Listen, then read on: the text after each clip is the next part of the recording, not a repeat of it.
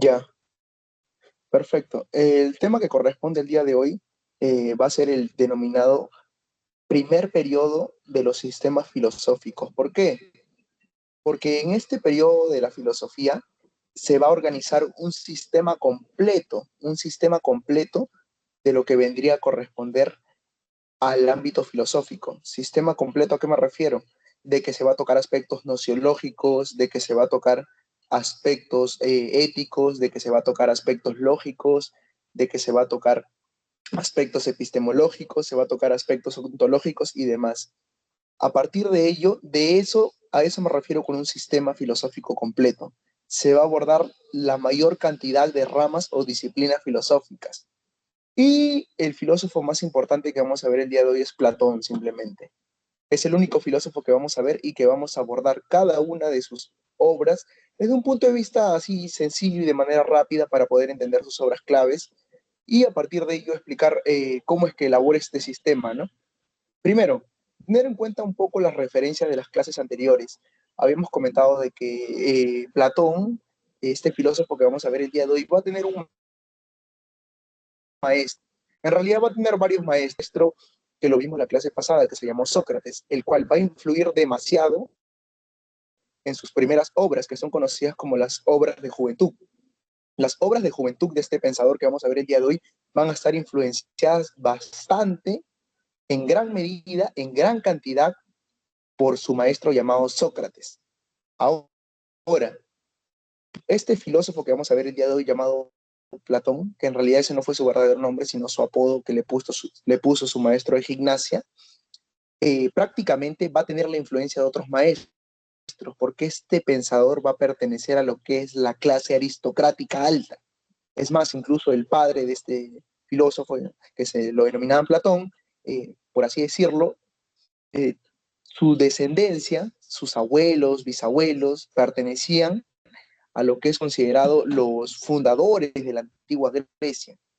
Así que prácticamente ni en la vida le iba a pasar lo que le pasó a Sócrates, que lo condenaron a beber la cicuta. Jamás.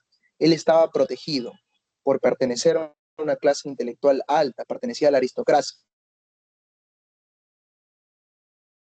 Vamos a abordar de que también tener en cuenta de que este pensador llamado Platón tenía otros dos maestros más. Uno de ellos se llamó Crátilo, que es prácticamente el discípulo de Heráclito.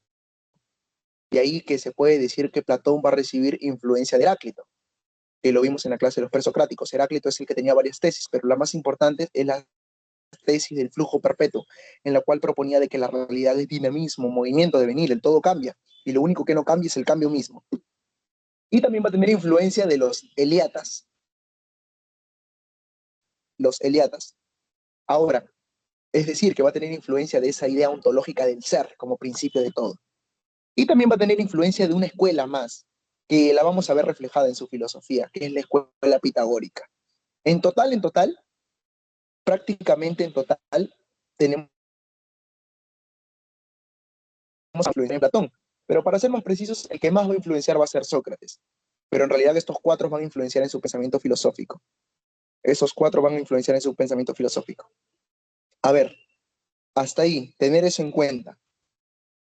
Los cuatro maestros que van a influenciar en el pensamiento de Platón, ¿quiénes son? Crátilo, que es discípulo de Heráclito, los Eliatas, que fue Parménides, Zenón, Meliso de Samos y demás, y también va a influenciar lo que es la escuela pitagórica. Platón va a tener la influencia de esos maestros, y a partir de ello va a elaborar un sistema filosófico complejo. Pero a ver, vamos a abordar la siguiente diapositiva. Miren, el verdadero nombre de Platón fue Aristóteles. Se le conoce Platón porque se comenta que fue un apodo que le dio su maestro de gimnasia. Platón significa el de espaldas anchas. Pues, los griegos, por lo general, no es como hoy en día. Hoy en día tú ves una persona intelectual, pero de repente físicamente tal vez no tiene un buen físico, como todo el día para de manera intelectual leyendo, ha descuidado la parte de su salud corpórea, su salud física. En la antigüedad no es así. En la antigüedad los griegos cultivaban de manera equilibrada tanto el cuerpo como el alma, tanto el cuerpo como la mente. Es decir, Recordemos de que la vez pasada les comenté de que cuando un griego le decía a otro, cultiva tu alma, cuando Sócrates le decía a los demás griegos, cultiva tu alma, no entiende el concepto cristiano de hoy en día de alma, ¿no? Como un airecito que está acompañando al cuerpo. No, no, no. Cuando dicen cultiva tu alma, le está diciendo cultiva tu mente, tu cerebro, para que llenes de más conocimientos. Ahora, eh, Platón, su verdadero nombre fue Aristócles, iba de la mano lo que es el conocimiento de lo corpóreo con el conocimiento intelectual, y va a ser considerado el padre del idealismo occidental. ¿Por qué el padre del idealismo occidental? Porque el planteamiento platónico va a ser un planteamiento idealista. ¿Idealista por qué? Porque va a decir de que el mundo que vemos en la realidad no es real, es aparente. Y es un mundo en el que estamos de paso. Eso es lo que va a plantear Platón. Si te das cuenta, eso de que el mundo es aparente y es un mundo en el que estamos de paso, se parece mucho al cristianismo, ¿verdad? Platón es un filósofo que vive en el siglo V antes de Cristo. O sea, vamos a ver una corriente filosófica que va a influenciar en el cristianismo, que es el idealismo de Platón. Platón va a influenciar mucho en el cristianismo. Sin embargo, de ahí prácticamente a los que, como va a influenciar bastante en el cristianismo, al cristianismo se le va a llamar también o conocer el platonismo para pobres, así lo denominaba Nietzsche, un filósofo muy posterior, ya que el cristianismo tiene rezagos platónicos, pero rezagos platónicos mal interpretados, desquiversados totalmente y demás. Pero bueno, Platón es considerado el padre del idealismo occidental, porque es el primer filósofo que va a elaborar un sistema complejo, pero desde un punto de vista idealista, es decir, que va a partir de la idea. Ahora, va a ser el fundador de una teoría conocida como la teoría ontológica de los dos mundos. Eso lo voy a explicar después, pero tener en cuenta que la ontología es la rama de la filosofía que fue iniciada con Parménides, con esta idea del ser, ¿no? El onto significa ser, logía significa tratado o estudio. De ahí que cuando yo te hable de algo ontológico, me estoy refiriendo a algo que corresponde a planteamientos relacionados al ser, a la existencia, a la realidad y demás. Otro aspecto, como les comenté antes, Platón va a ser discípulo de Sócrates. Y ahora, Platón escribió un montón de obras, un montón. Pero de esas obras, si tuviéramos que rescatar alguna, la más importante, la más valiosa, la obra que es considerada en la cual Platón sintetiza la mayor parte de sus ideas y quiere reflejar su sistema filosófico de manera autónoma y ya no tanto con la influencia de Sócrates ni de sus demás maestros, es la República, es la obra clave de Platón, es la obra cumbre de Platón, es la obra en la cual se sintetiza la mayor parte del pensamiento platónico, que es muy recomendable leerla. En la obra de Platón, se va a encontrar bastantes cosas. Por ejemplo, Platón es un filósofo que por lo general, les comento, va a decir de que el lenguaje en alguna medida muchas veces como que presenta limitaciones para poder comunicar, expresar algo. De ahí que va a recurrir a expresiones artísticas, va a recurrir al arte para poder expresar algo. ¿Y qué expresiones artísticas va a hacer? Recurrir a figuras como literarias, por así decirlo. Va a explicar en la República, cuando quiere explicar algunas ideas, le va a explicar por medio de mitos o alegorías. De ahí que te han escuchado de repente el mito de la caverna, el mito del carro al lado, el mito de los metales y demás. Platón recurría a estas figuras, ¿no? Figuras metafóricas, ¿no? Para explicar las cosas por medio de mitos o alegorías. En esta obra, La República, vamos a encontrar varios mitos. Es muy, muy interesante esta obra. A ver, ahora, para entender un poco lo que es el pensamiento platónico, Platón va a escribir sus libros en forma de diálogos. La gran parte de sus libros van a estar escritas en forma de diálogos. Siempre hay excepciones, ¿no? Hay un libro de Platón que no está escrito en forma de diálogos, que se llama La Carta 7. Pero eso lo vamos a ver después. Mira, los libros de Platón van a estar escritos en forma de diálogos. ¿Diálogos por qué? Porque van a aparecer personajes. Por lo general, como les comenté, Platón va a ser discípulo de Sócrates. Al ser discípulo de Sócrates, va a tener bastante influencia de parte de él. Y muy aparte de tener influencia, lo va a poner como interlocutor en cada una de sus obras. En cada una de las obras de Platón va a aparecer Sócrates como interlocutor. Sócrates debatiendo con tal personaje, Sócrates debatiendo con otro personaje, Sócrates versus Glaucón, Sócrates versus Parménides, Sócrates versus Eutrifón, Sócrates versus Guión y versus Laques y demás. O sea, Sócrates, Sócrates, Sócrates. Sócrates versus Protágoras y demás. O sea que, y por lo general, cada diálogo va a tener un tema en específico, por lo general, porque siempre hay excepciones a la regla. Por ejemplo, en Apología de Sócrates no se toca tanto un tema en específico, sino más que todo se va a narrar cómo es que se da el juicio contra Sócrates y sus acusadores, quiénes son y todo ello. Pero bueno, por ejemplo, en el diálogo del Protágoras, que podemos ver, apreciar ahí, que es un diálogo de juventud, se va a tocar lo que es el tema de la virtud. En el Eutrifón se va a tocar lo que es el tema de la santidad. En el diálogo del Ión, que aparece ahí, se va a tocar lo que es el tema de la poesía. Y así cada uno de sus diálogos va a tener, por así decirlo, un tema en específico en el que se va a tocar y en el que se va a debatir en el diálogo. Recomiendo mucho leer los diálogos platónicos porque, es más, cuando se comienza el estudio de la filosofía, se comienza con lo que son los diálogos platónicos. ¿Por qué? Porque estos diálogos en alguna medida te van a ayudar a comprender dos posiciones filosóficas.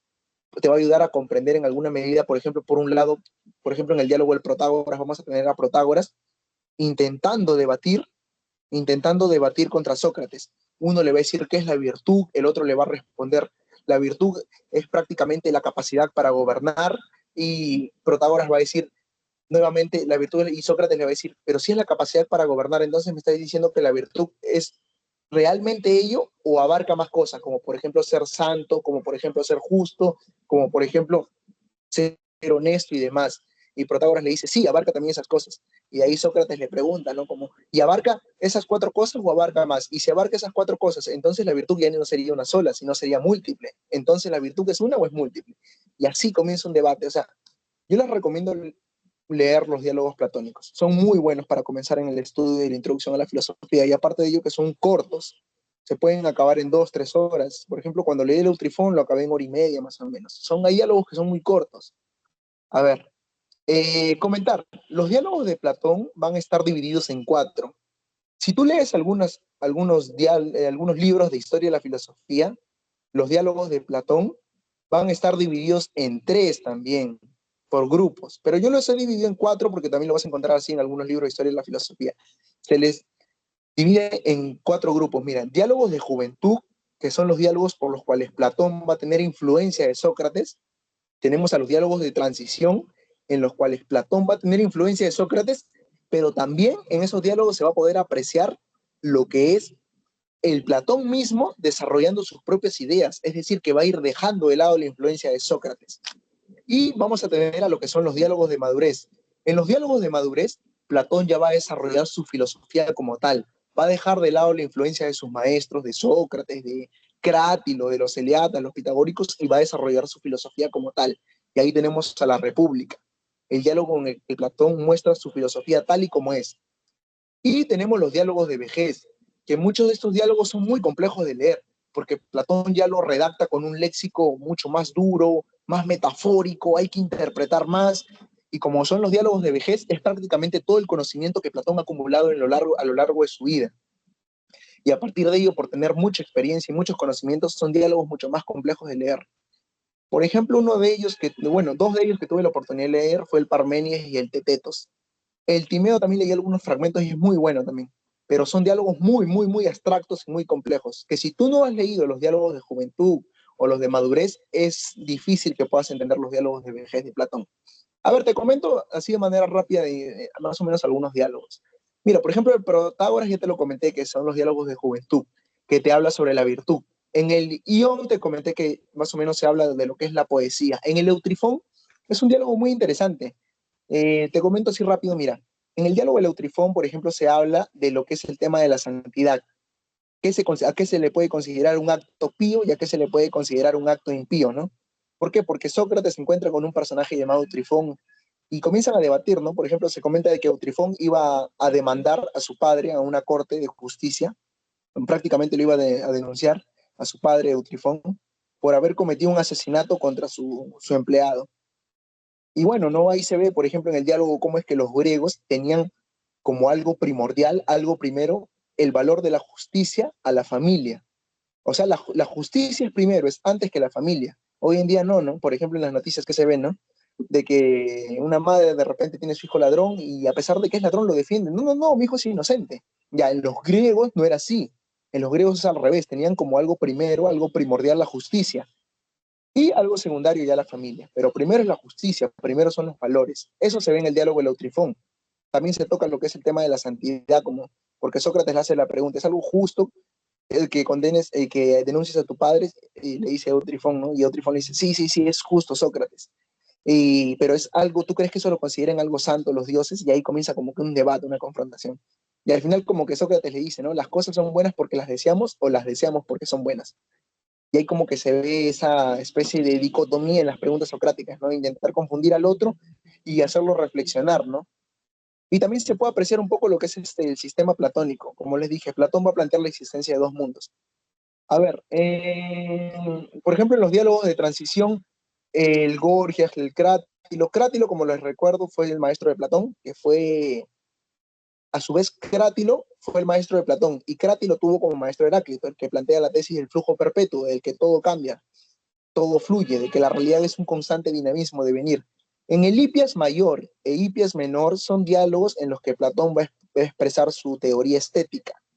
Por ejemplo, vamos a ver de que Platón va a tener un rechazo a lo que son los poetas, a los que son los pintores.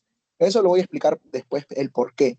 Pero en estos diálogos vamos a poder encontrar en el Hipias mayor y en el Hipias menor ese rechazo que Platón va a tener hacia los poetas. Eh, bueno, a ver, en los diálogos de madurez, por ejemplo, tenemos a la República, que les comenté que hay bastantes mitos. De ahí les voy a comentar algunos, narrar también. El banquete es un diálogo muy bonito porque Platón va a poder dar su explicación con respecto a lo que él considera el amor y a lo que consideran el amor los intelectuales de su época. En la primera clase ya habíamos visto de que hay tipos de amor en Grecia. Estaba el amor filial, el amor eros y el amor ágape. Había tres tipos de amor. En la primera clase vimos ellos, los tres tipos de amor que se vivían en Grecia. Ya en el banquete se va a hablar de eso y de otras cosas más. El Fedón, por ejemplo, es un diálogo muy bonito en el que se toca sobre la inmortalidad del alma. Ahí Platón va a intentar argumentar por qué es que el alma es inmortal.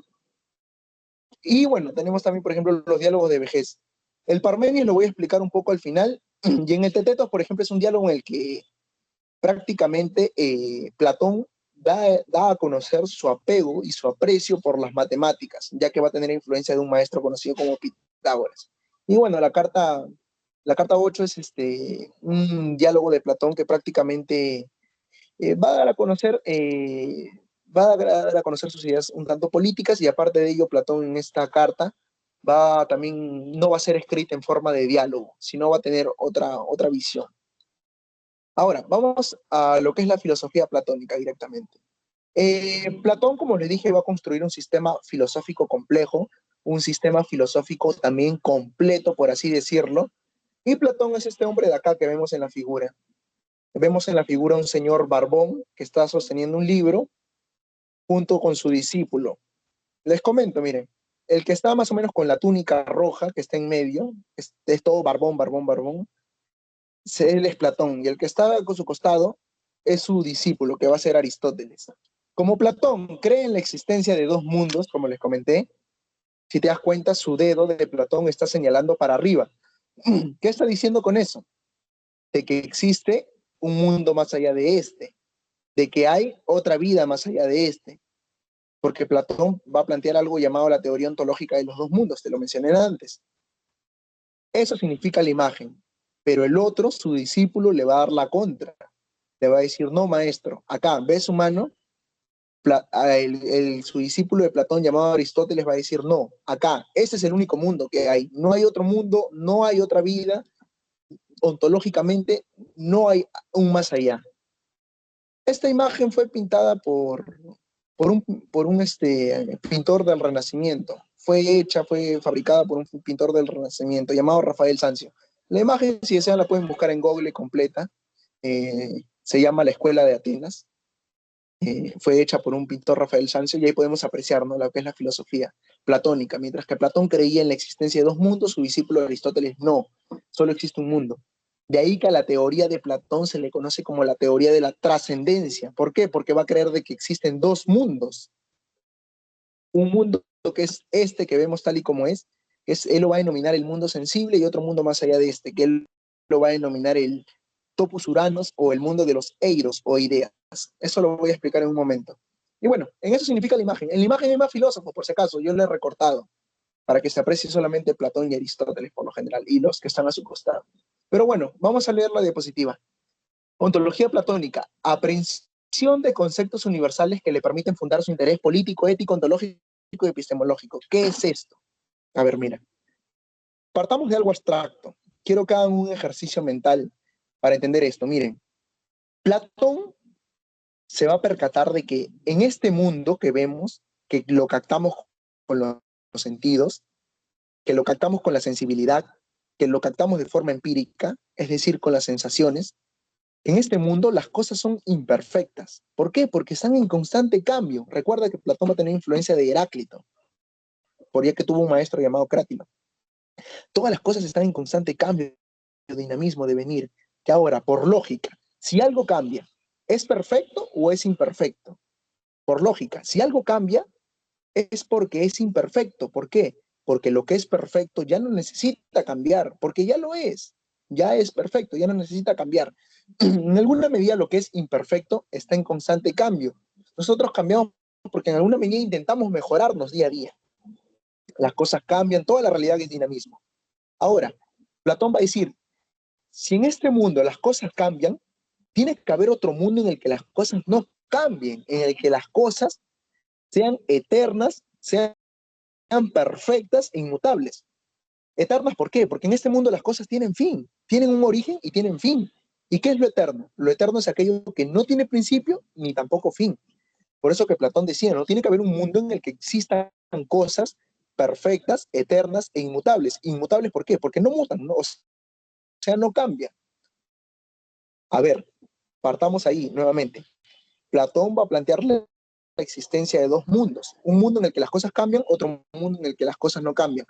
Un mundo en el que las cosas son finitas, van a perecer, y otro mundo en el que las cosas son eternas.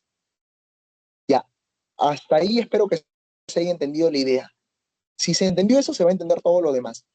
Este mundo que captamos las cosas con los sentidos, con la sensibilidad, con las sensaciones de manera empírica, pues ya que lo captamos por medio de la experiencia, se le va a conocer como el mundo sensible. ¿Sensible por qué? Porque lo captamos con los sentidos. Ese es el mundo sensible. Pero tiene que haber un mundo más allá en el que haya cosas perfectas, eternas e inmutables. Ese mundo Platón lo denominó el topus urano. Ahora, ¿por qué? Topus urano es una palabra en griego. Topus significa, por así decirlo, lugar. El topos es un lugar y Uranos es cielo. Entonces, ¿qué es el topus Uranos? Un lugar en el cielo, un lugar en el más allá. También a este mundo se le llama mundo suprasensible. ¿Por qué? Porque está más allá de lo sensible. O también tiene otro sinónimo, se le llama mundo inteligible. Ahora, en ese mundo que está más allá de este, Platón va a denominar de que existen entidades universales. Te explico, ¿qué son las palabras entidades o entes? Para que lo tengas en cuenta. Este es un término de ontología. Así de manera sencilla, los entes son todas las cosas y tanto los organismos vivos como no vivos, es decir, a las cosas que vemos en la realidad. Por ejemplo, tú que me estás escuchando dentro del campo de la ontología, eres un ente que forma parte de la realidad. Por ejemplo, una mesa, una carpeta, un celular, todo eso es un ente que forma parte de la realidad. Hay diversos tipos de entes. Estos entes que yo te menciono son los entes materiales. Por ejemplo, hay entes ideales. Un ejemplo de esto vendrían a ser las matemáticas, los números, o sea. Los números, tú no ves un número 2 o 3 caminando por la calle, si no existen en la mente. A esos entes se les denomina ideales. Hay otros tipos de entes también que se llaman irreales. Te comento para que lo sepas. Eso se ve más en ontología, pero los entes irreales, a ver, te doy un ejemplo, mira. Vendrían a ser más o menos, por ejemplo, los personajes de ciencia ficción, ¿no? Por ejemplo, la obra de Cervantes Saavedra, el Don Quijote de la Mancha. Don Quijote existe en la mente del personaje Cervantes Saavedra, y de ahí que todos lo conocemos. Por ejemplo, tú has visto de repente este anime, ¿no? Dragon Ball. Goku existe en la mente de Akira Toriyama y lo plasma en este anime. O sea, estos son entes irreales, irreales, porque no existen en la realidad y son creados por alguien, ¿no? Ahí sí hay diversos tipos de entes. Bueno, eso es algo que quiero que tengas en cuenta. Por eso que dice, va a decir acá el concepto. Platón hipostasia las entidades universales. ¿Qué es esto de hipostasiar? Te lo voy a explicar. Esto de hipostasiar significa de que Platón va a agarrar y a los entes, a las cosas que vemos en la realidad, les va a dar un carácter universal y las va a divinizar. La palabra hipostasiar, cuando yo te digo hipostasia, puedes entenderlo como un sinónimo de que le va a dar sostén y soporte a la realidad. Es aquello que va a formar, por así decirlo, va a subyacer a la realidad. A ver, te voy a poner un ejemplo para que entiendas esto. Mira. Ahora, ¿cómo es que Platón hipostasia las entidades universales? ¿Cómo es que las va a divinizar? Imagínate, mira, imagínate, no sé, tu celular, un lápiz, un libro, lo que sea. Para Platón existen dos mundos, te dije. Hay un mundo que es este en el que tu libro, imaginemos un libro, ya un libro de Platón, imaginemos, que te los mencioné, La República, imaginemos de Platón, imagínate que tú lo tienes en físico, lo has impreso, ya. Tu libro en algún momento se va a polillar, se va a envejecer, las hojas se van a arrugar, se va a despintar la tinta y va a perecer o se puede quemar y demás. Este libro es mutable, no es perfecto, porque está en este mundo sensible, que captamos todo con la experiencia. Porque ese libro, ¿cómo lo captas? Lo captas tocándolo, con tu tacto, lo captas viéndolo, captas las letras con los estímulos de la vista, o si alguien te lo lee, lo puedes escuchar. O sea, este libro que ves en este mundo de Platón, La República, te estoy poniendo el ejemplo, este libro que tú ves lo captas con los sentidos, pero tiene que haber un libro, dice Platón, que existe en otro mundo, que sea y que exista independientemente de que yo lo piense. Es decir, que tiene que existir un libro más allá en este mundo no, sino un libro más allá de este mundo, que se llama el mundo suprasensible, que exista independientemente de que yo lo piense. Es decir, que ese libro existe de manera objetiva en la realidad, sin que yo lo piense, sin que yo lo imagine y sin que yo lo perciba. Ese libro tiene que existir en otro mundo llamado mundo suprasensible, y ese libro tiene que tener tres características: perfecta, eterna e inmutable. Así como el libro, existen todos los otros entes en la realidad. Hay prácticamente un celular eterno, perfecto, inmutable, que nunca envejece. Y las cosas que vemos en la realidad son simplemente copias de ese modelo, prototipo o arquetipo perfecto o ente perfecto que existe. Ahora, a esas formas perfectas, a esos entes perfectos, eternos e inmutables que existen en un mundo más allá de este, que Platón lo llama el mundo del topus uranos, a esos entes, Platón los va a denominar las eidos o ideas, o también en algunos textos de filosofía lo vas a encontrar como las formas o morfes en griego. La palabra morfe y eidos está en griego. La morfe significa forma en español y eidos significa idea en español. ¿Qué son las formas o ideas? Son los entes que simplemente Platón los ha divinizado, es decir, son los entes que Platón les ha dado la característica de que son universales, son eternos, son perfectos e inmutables. Ya te puse el ejemplo del libro, tú puedes poner un ejemplo cualquiera, puedes poner un ejemplo de tu celular, puedes poner un ejemplo de un lápiz, otro libro, como el que tú desees, una computadora y demás. Pero existe, por ejemplo, una computadora perfecta en el mundo de las ideas. Y estas computadoras que vemos acá en el mundo son simplemente como copias de ese modelo perfecto, de ese prototipo, arquetipo, de esa esencia de computadora perfecta. Porque estas computadoras en este mundo van a envejecer y son múltiples, son múltiples. En cambio, en ese mundo de allá solamente existe una única computadora perfecta, eterna, inmutable. A ver, ahora, hasta ahí espero que se haya entendido la idea, porque de aquí Platón va a partir todo lo demás. Ahora, existen dos mundos para Platón. Entonces, los entes de la realidad, como vemos en la diapositiva, son copias de las esencias. ¿Cuáles son las esencias? Los objetos que existen en otro mundo, más allá de este. Ahora, nota. Ahí dice una nota abajo, hay que leerla. ¿Qué hay o habita en el mundo de las ideas? ¿Qué es lo que hay en el mundo de las ideas? Muy aparte de haber entes universales, Platón creía de que en este mundo de las esencias, de las formas o ideas, en este mundo llamado topos uranos, existen las cosas en sí mismas y también existen los valores en sí mismos. A ver, ese ya es un tema axiológico. Axio significa valor, logio, tratado o estudio, el estudio del valor. La axiología es una disciplina de la filosofía que se encarga del estudio del valor. Hay gente que cree que el valor, los valores, existen solamente en nuestra cabecita, que son producto humano. Por ejemplo, en la clase pasada lo vimos con Protágoras. Protágoras creía de que lo bueno, lo malo, lo correcto, lo incorrecto, lo justo y lo injusto depende de cada cultura.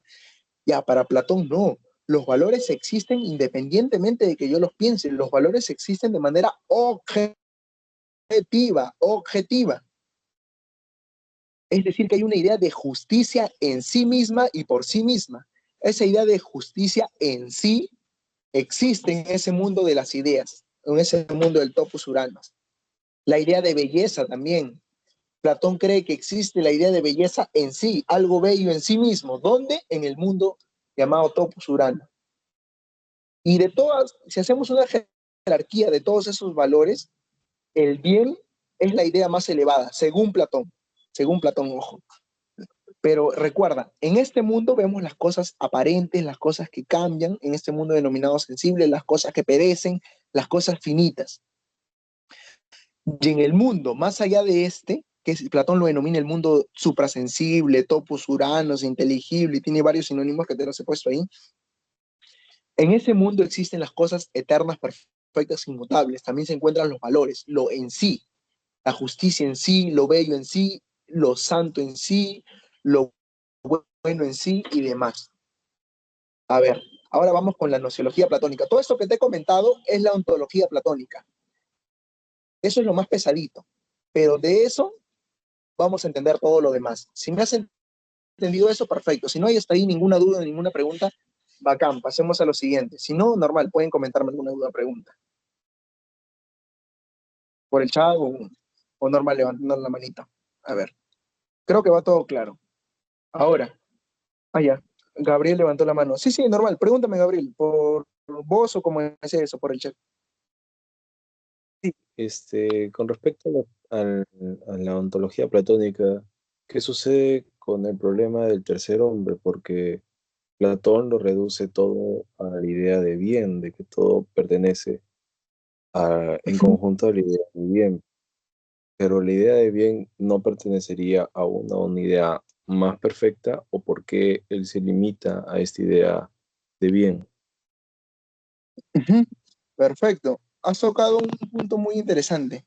La idea de tercer hombre prácticamente es un recurso por el cual Platón va a utilizar, te comento, es un recurso por el cual Platón va a utilizar, es un recurso complejo que se toca dentro del campo de la ontología, que prácticamente es un recurso que Platón va a utilizar de que existe una tercera salida para poder explicar su sistema platónico.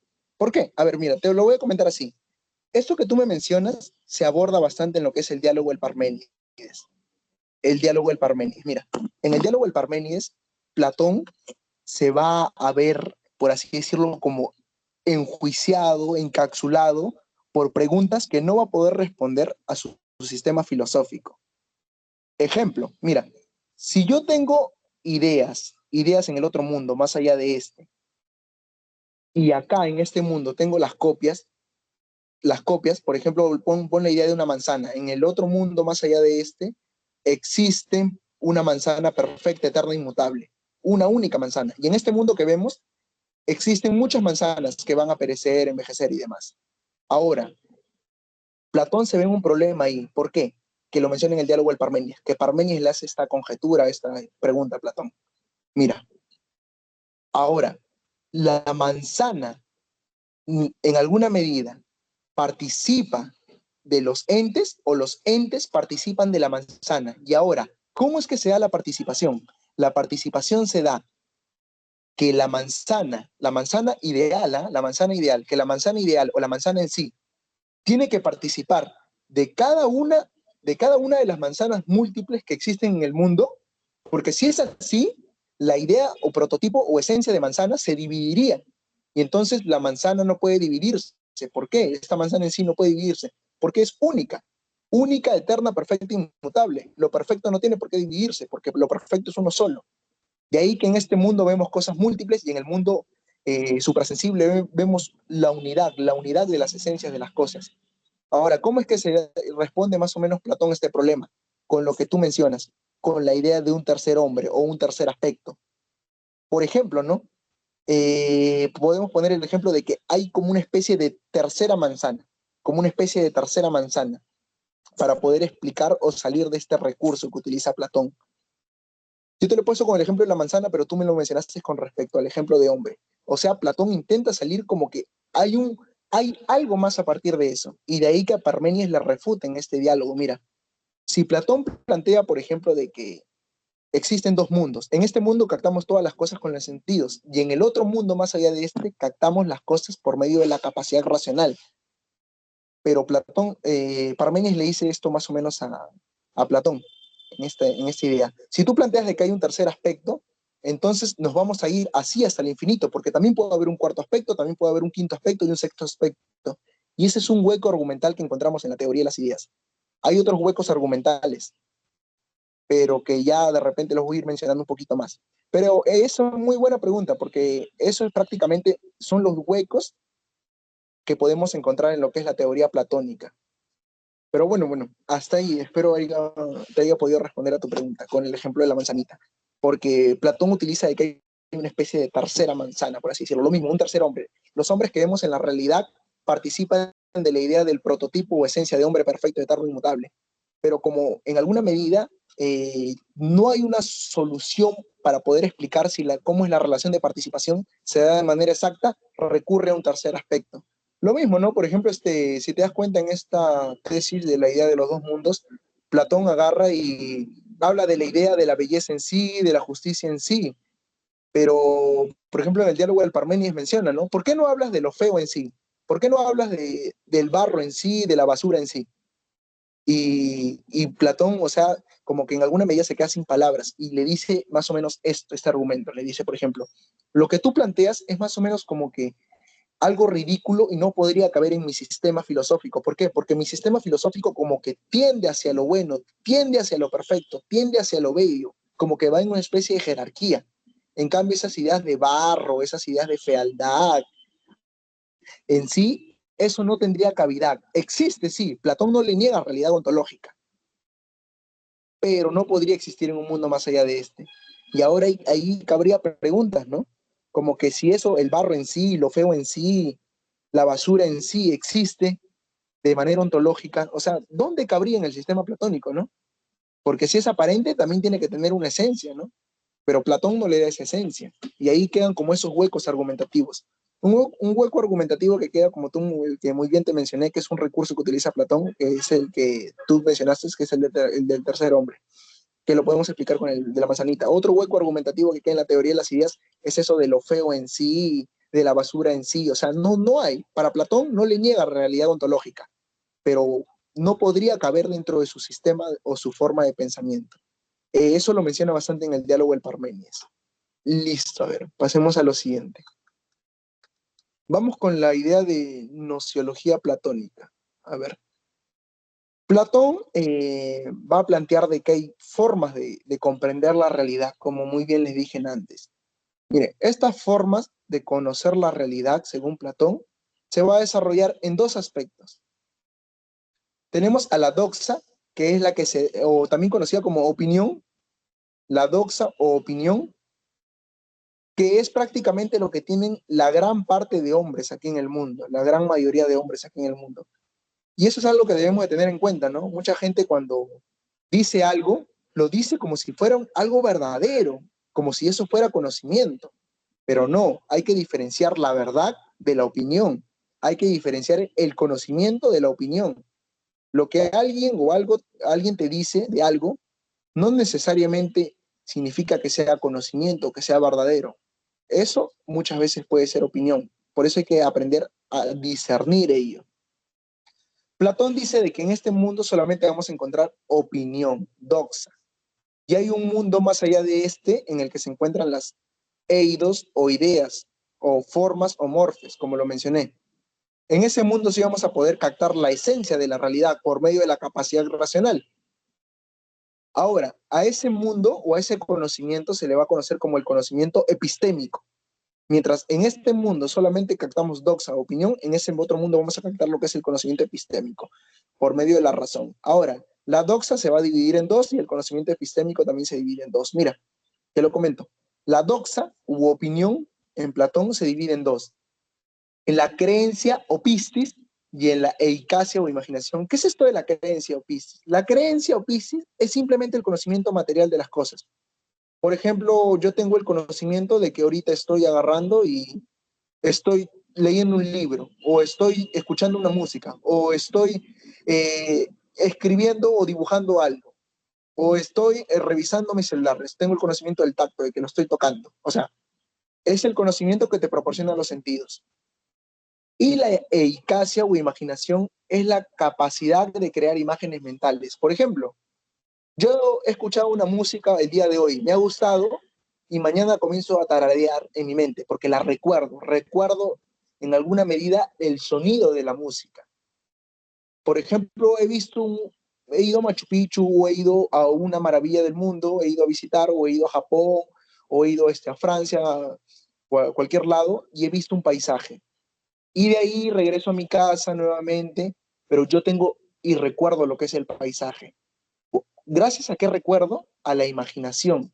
A la imaginación es la que me va a permitir formar esa idea de aquello que vi. A eso Platón lo va a denominar la eicasia. Son palabras en griego. Ahora, dentro del episteme tenemos a lo que es la dianoia y la noesis. ¿Qué es eso de la dianoia? Platón, ¿te acuerdas que te comenté que va a tener influencia de 4 maestros? ¿Cuáles son esos 4 maestros?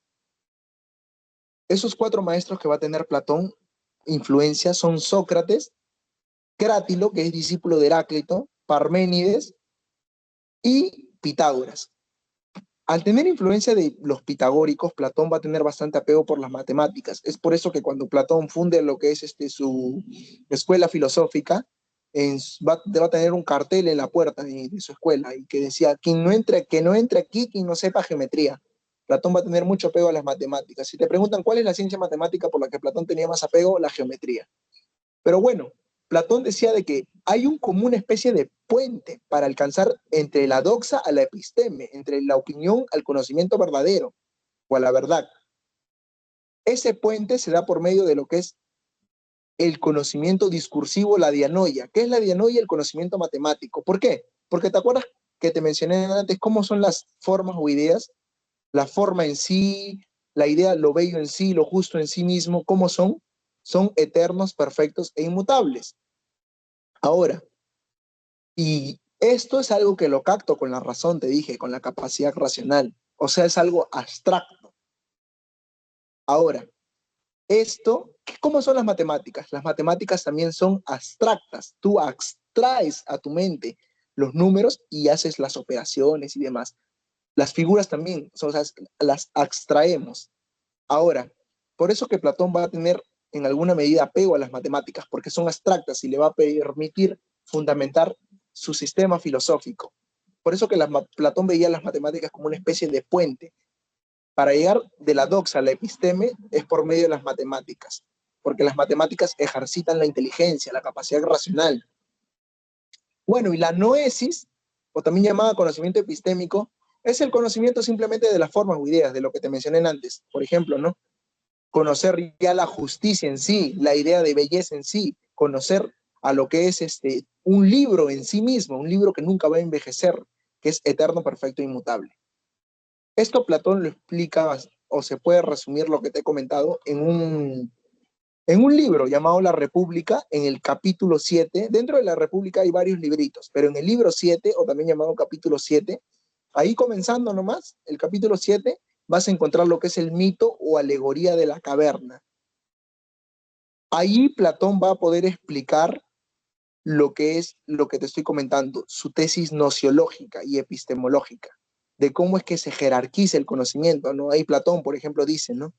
Imaginemos de que hay prácticamente un grupo de individuos, 4 o 5 individuos, que han vivido toda su vida atados en una caverna. Ah, te comento la diferencia entre una cueva y una caverna. La cueva tiene entrada, tiene un orificio de entrada y tiene otro orificio de salida. En cambio, la caverna tiene solo un orificio de entrada y por ese mismo orificio también el orificio de salida. Por eso que Platón utiliza caverna y no cueva.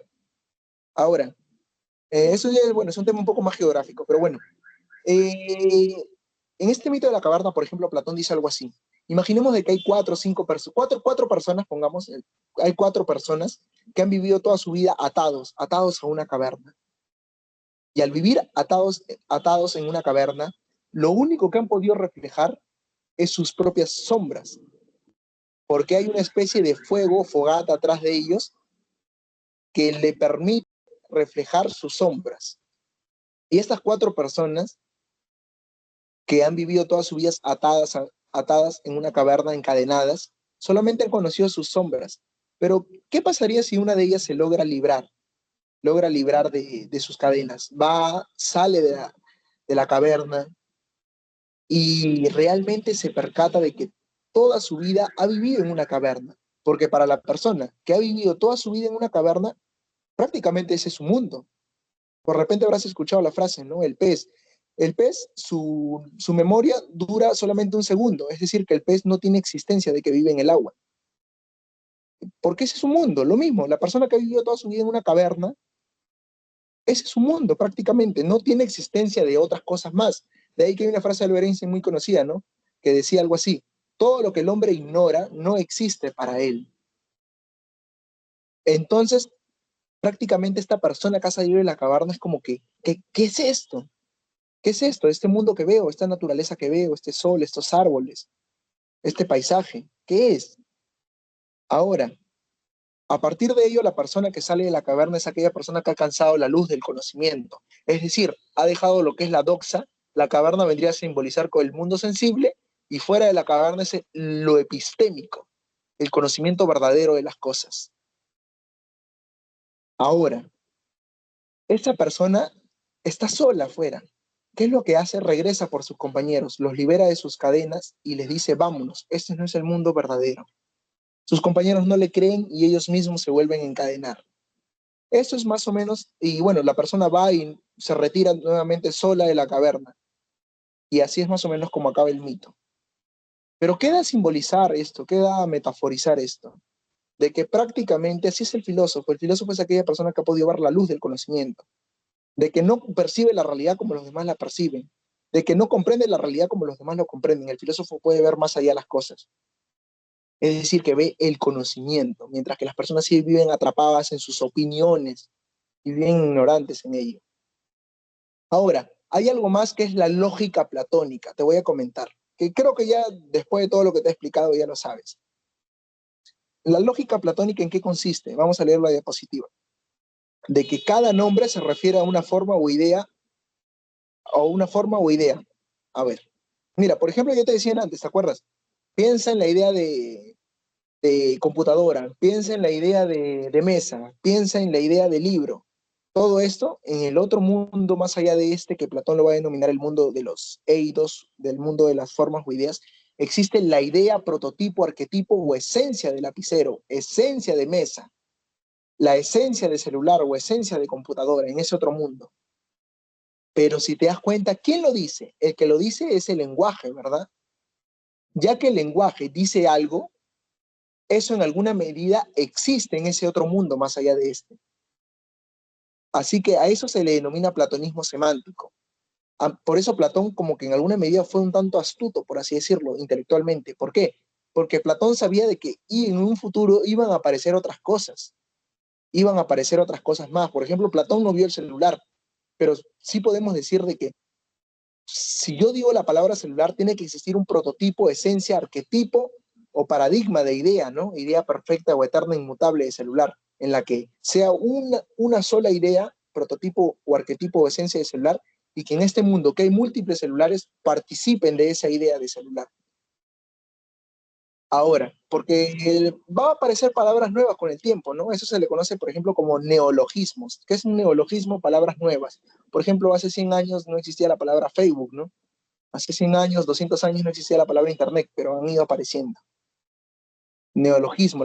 Hay palabras que también se dejan de usar. Esas palabras se les conoce como arcaísmos. Son palabras que caen en desuso. Pero bueno, Platón con esa idea de la lógica platónica o el platonismo semántico va a jerarquizar el mundo, ¿no? El ser son las formas o ideas. Bueno, y el no ser no existe. Para Platón el ser, visto desde el punto de vista de Parménides, es prácticamente las formas o ideas, porque recordemos de que en este mundo todo es aparente. Ahora, tenemos algo llamado la teoría de la reminiscencia o anagnesis. ¿En qué consiste esta teoría?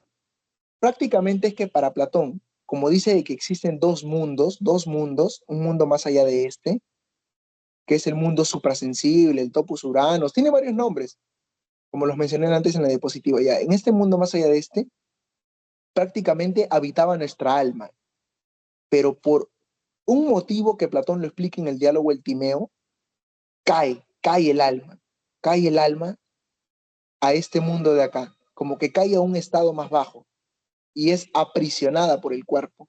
Pero como nuestra alma ya ha estado viviendo en otro mundo, el alma cuando de repente ve un árbol en la realidad, ¿qué es lo que hace? Recuerda. Y a eso prácticamente se le conoce como la teoría de la reminiscencia, que es una teoría del recuerdo. Tú recuerdas lo que ya has vivido en tu vida pasada. Que esto de repente en psicología lo llaman, ¿no? El fenómeno del déjà vu, ¿no? Estás realmente en un lugar que tú sabes que nunca has estado en la realidad, pero lo recuerdas como si ya lo hubieras vivido, ¿no? Esa experiencia, ¿no? Esto en psicología se le conoce como el fenómeno del déjà vu. Esto se estudia bastante de lo que es el tema de la percepción, ¿no? También hay un fenómeno jamais vu opuesto, ¿no? Lo jamás visto, ¿no? Por ejemplo, es todo lo contrario al déjà vu. Vas a un lugar en el que tú sabes que ya has estado, pero tú lo ves a ese lugar como si nunca hubieras estado ahí. Pero tú sabes, o sea, las personas que están a tu alrededor, tú ya has estado aquí, te dice varias veces, pero tú lo percibes como si nunca hubieras estado ahí, ¿no? O sea, totalmente, wow, loco lo que puede, prácticamente lo que la mente puede hacer, ¿no?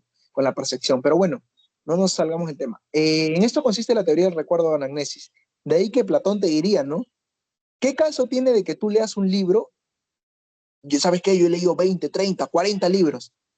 Ya, ¿qué caso tiene si es que no recuerdas ninguno? De ahí que el verdadero proceso de aprendizaje no es tanto aprender o leer por leer, sino recordar, hacer memoria, recordar, reminiscencia. A ver, vamos con lo que sigue. Antropología platónica. Platón va a creer de que, como les dije, el alma prácticamente va a estar aprisionada por un cuerpo. El cuerpo es la prisión o cárcel del alma, así lo va a denominar. Y lo explica, ¿no? Lo explica en un mito conocido como el mito del carro alado. En este mito del carro alado, les comento así de manera rápida, Platón dice que el alma y el cuerpo es como un jinete con dos caballos. El jinete es la razón, la capacidad racional del ser humano, y va a haber dos caballos, un caballo negro y uno blanco. El caballo negro es prácticamente la parte concupiscible del ser humano, la parte de los instintos, las pasiones del cuerpo. Y el caballo blanco es la parte de la fuerza, de la voluntad, del predominio, esa parte que en alguna medida se sabe controlar, la fuerza, la parte de la voluntad es el caballo blanco. Y bueno, así más o menos lo simboliza o lo metaforiza en lo que es este mito, el carro alado. A ver, y para ello Platón hace una teoría tripartita del alma, ¿no? Una teoría tripartita, como la podemos apreciar aquí. Dice de que el alma está dividida en tres partes. La parte intelectivo-racional que se halla en la cabeza, que ahí predomina lo que son los conocimientos filosóficos, ¿no? Y esa alma es característica del rey filósofo, ya que Platón va a creer de que aquella persona que debe gobernar es aquella persona más preparada, lo que hoy en día de repente lo denominamos la meritocracia, ¿no? Que Platón lo va a denominar el rey filósofo. Por eso que Platón va a estar más de acuerdo con un gobierno aristócrata. Bueno, ya que él también pertenecía a la aristocracia. Y también porque va a tener influencia en su maestro Sócrates. Ahora, Platón va a decir de que también existe un alma irascible o volitiva, que es el alma que predomina la voluntad y la fuerza física, y está ubicada más o menos en el pecho. Esta alma, por ejemplo, Platón diría de que es característica de los militares, de los policías y demás. Y el alma concupiscible o apetitiva, que es el alma que se encuentra en el vientre y predomina los deseos y las necesidades biológicas, que es el alma, según Platón, que predomina más que todo en las personas como los comerciantes, como las personas que se dedicaban a la escultura y los esclavos en esa época. Ahora, eh, En ética, en sus planteamientos éticos de Platón, les recomiendo leer el libro La República, en el capítulo segundo. Esto sí ya se los dejo más o menos como tarea. En el capítulo segundo va a haber, solamente en el capítulo segundo del libro La República, en el libro 2 de La República, Platón va a poner como personaje a Sócrates más o menos, que está debatiendo con un tal Glaucón sobre qué es la justicia, qué es la justicia. Y en este diálogo, qué es la justicia, va a plantear algo llamado el anillo de Giges. ¿En qué consiste esto? Van a debatir por una parte Glaucón y por otra parte Sócrates. Van a presentar como una tesis o metáfora del anillo de Giges, un anillo que puede hacerte invisible, ¿no? Ahora, si tú tuvieras, por ejemplo, la capacidad de ser invisible, realmente cometerías las atrocidades, todas las atrocidades malas del mundo, por más que seas una persona justa o injusta. O sea, te da a preguntar esa, esa interrogante, ¿no?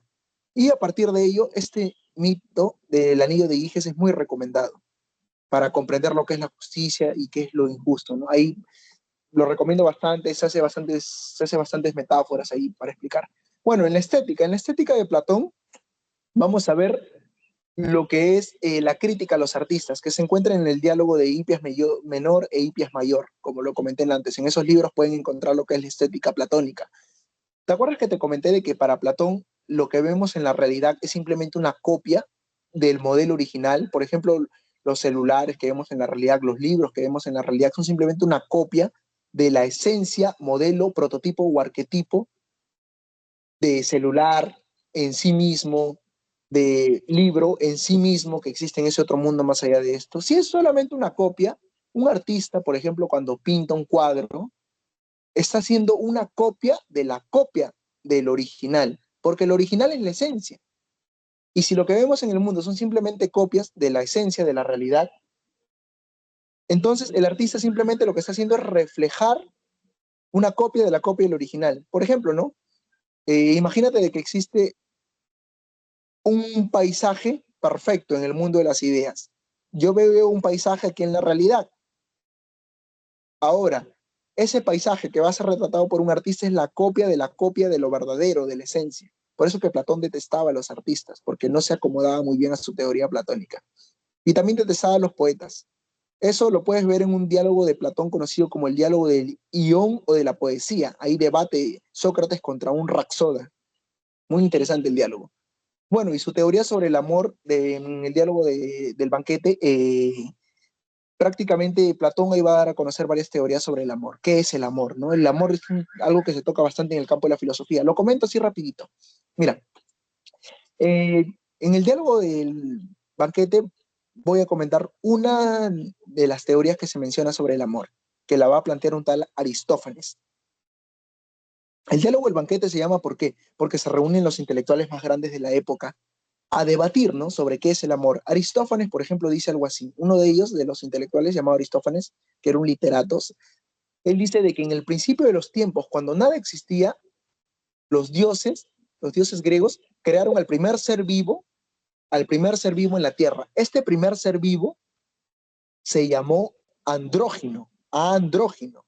Andro significa hombre, de ahí viene la palabra androide, y gino significa mujer. De ahí viene la palabra ginecología, de repente habrás escuchado. De ahí, el andrógino es un ser vivo que es tanto hombre como mujer, tanto hembra como macho.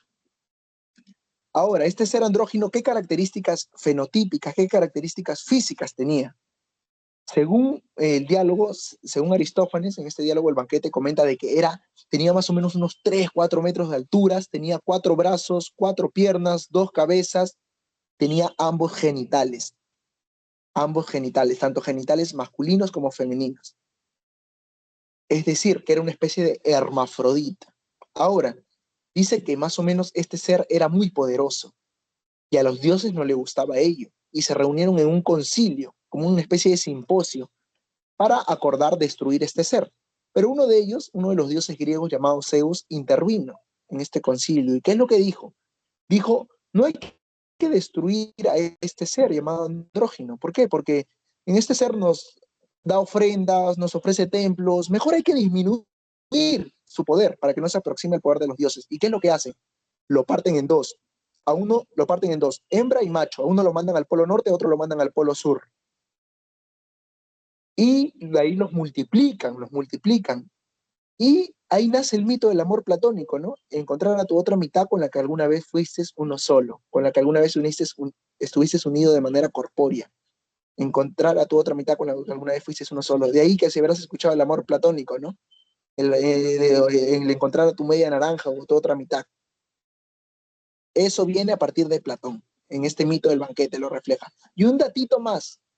Para Platón, el amor es perfecto, ¿eh? Existe un amor en sí mismo.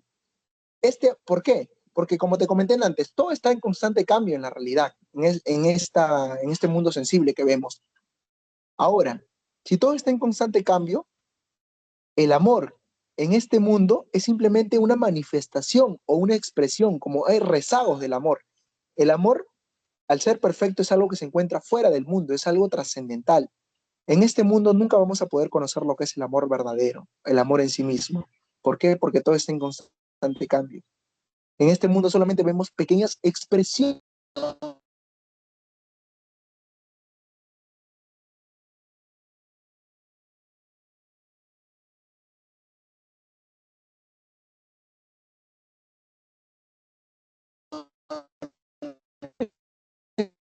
o manifestaciones del amor, pero no es el amor en sí mismo. Por eso que para Platón el amor es algo a refutar, ¿no? A refutar sus propias ideas. Y bueno, comentarles, ¿no? Comentarles de que hay un filósofo llamado Nietzsche, muy posteriormente, que lo vamos a ver la última clase, que va a refutar a Platón. ¿Por qué? Porque Platón, al plantear una teoría de los dos mundos, ¿eso es algo natural o algo antinatural? Por lógica. Si yo planteo de que existe otro mundo, más allá de este, otro mundo trascendental, ¿tú estás valorando esta vida? ¿Estás valorando la naturaleza o estás inconforme más bien? Porque si tú estuvieras conforme, amarías la naturaleza, amarías el mundo tal y como es. Pero no, si tú planteas otro mundo y planteas de que este mundo es aparente, en alguna medida es porque no estás conforme con este mundo. Y de ahí que de que Nietzsche lo va a llamar a Platón el primer antinatural de la historia.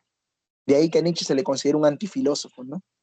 Porque va a criticar las ideas de Platón muy duramente. Es uno de los críticos de Platón, hay más. A ver, si por ejemplo te gustaría abordar más que todo el tema de Platón y el lenguaje, te comento, lo puedes encontrar en un diálogo llamado de Hermógenes, Hermógenes y Platón. Si de repente te gustaría abordar algo más sobre el platonismo semántico y demás. A ver, bueno, esa sería la clase del día de hoy y hasta ahí, si no hay ninguna pregunta, bueno, ¿alguna duda, alguna pregunta? Si no, para poder culminar. Eso sería todo, amigos. Hasta ahí la clase del día de hoy.